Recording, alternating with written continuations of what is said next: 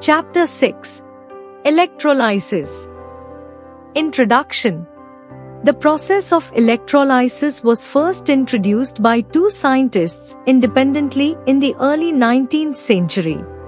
Alessandro Volta, 1745 to 1827, an Italian physicist, introduced the concept of electrolysis in the late 18th century when he invented the voltaic pile, an early form of a chemical battery.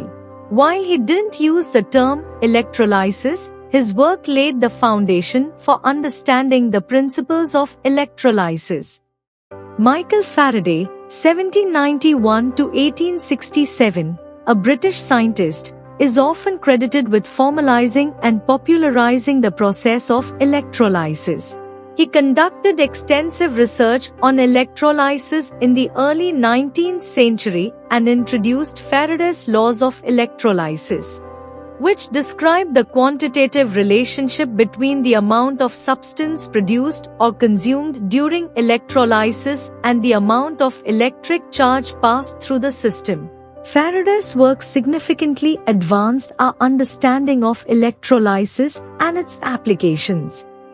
These two scientists played crucial roles in the development and understanding of electrolysis, which has since found numerous applications in chemistry, industry, and technology. The word electrolysis is made up of two words, electro, meaning flow of electrons or electricity, and lysis, meaning breaking or separating. Electrolysis establishes a relationship between electrical energy and chemical change. In chemistry, electrolysis is a method that uses an electric current to drive a non-spontaneous chemical reactions. This technique is commercially significant in the separation of elements from naturally occurring sources such as ores using an electrolytic cell. Most metallic elements like copper, aluminum, iron and all alloys, whether in solid state or in molten state, allow an electric current to pass through them without undergoing any chemical change.